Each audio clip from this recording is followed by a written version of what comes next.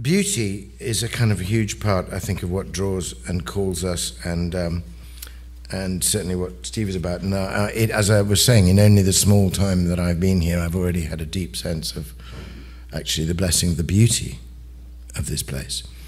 And it's a curious thing, you know, it's a paradox that if you're a Christian artist, if you're somebody who recognizes that whatever you're doing is just part of the great artistry of God, you know, there's a point which you pass through, and the point is this, that there's a part where you say, well, it's all been done. I see this astonishing and resplendent and ever-renewing beauty all around me. Is it not enough? Is it not enough simply to be here and see it? But there's something in us that must praise. There's something in us that must reflect back. And if we're singers or painters or sculptors or poets, we want to communicate the vision of the beauty that we've had so that the beauty can live again. And we want to receive other people's communications. So this poem is called "And Is It Not Enough?" And I wrote it one very, very beautiful late autumn when I had the happiness to be a visiting fellow up at Durham University at St John's College in Durham, which is on the River Wear in the northeast of England. And the river curves around the ancient sort of almost island peninsula of the university with a great castle above.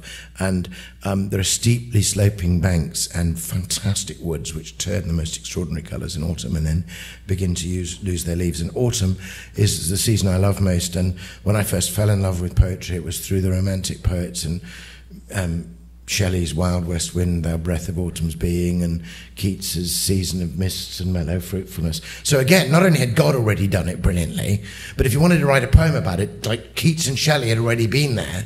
So talk about feeling made redundant, you know. But you can't stop yourself. Yep. You say, I just have to have a go. So this poem is called "And Is It Not Enough?" And is it not enough that every year a richly laden autumn should unfold and shimmer into being, leaf by leaf? Its scattered ochres, mirrored everywhere in hints and glints of hidden red and gold, threaded like memory through loss and grief.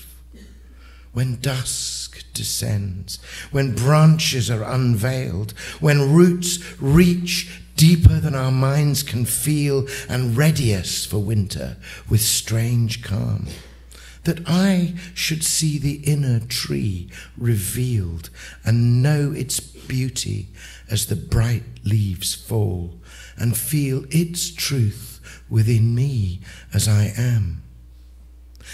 And is it not enough that I should walk through low November mist along the bank, when scents of wood smoke summon in some long and melancholy undertone the talk of those old poets from whose works I drank the heady wine of an autumnal song? It is not yet enough. So I must try, in my poor turn, to help you see it too, as though these leaves could be as rich as those, that red and gold might glimmer in your eye, that autumn might unfold again in you, feeling with me what falling leaves disclose. Yeah.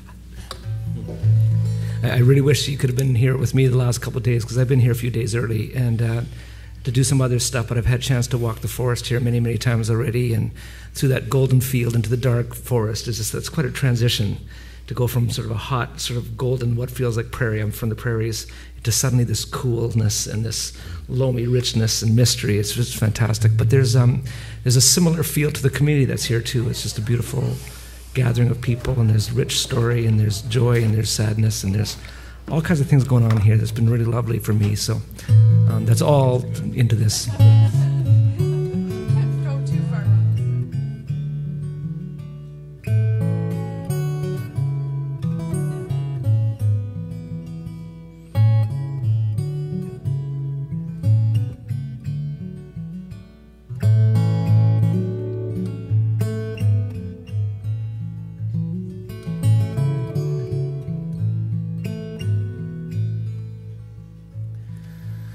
Dark are the branches reaching for light.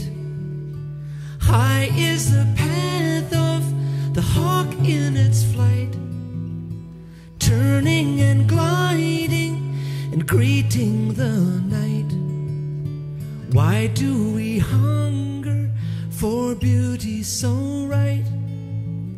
Why do we hunger for beauty?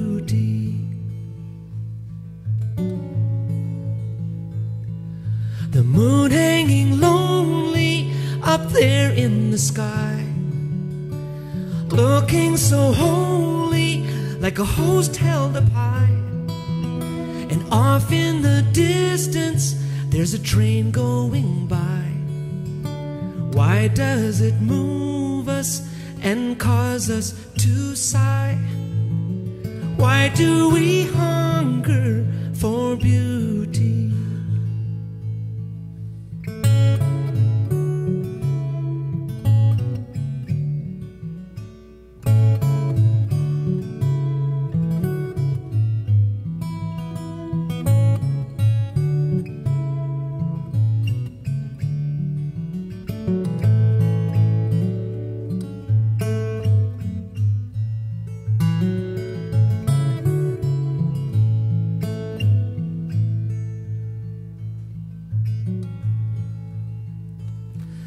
The frost on the window is never the same. So many patterns fit in the frame, captured in motion and frozen in flame. And in the patterns, is there a name? Why do we hunger for beauty? Why do we hunger for beauty?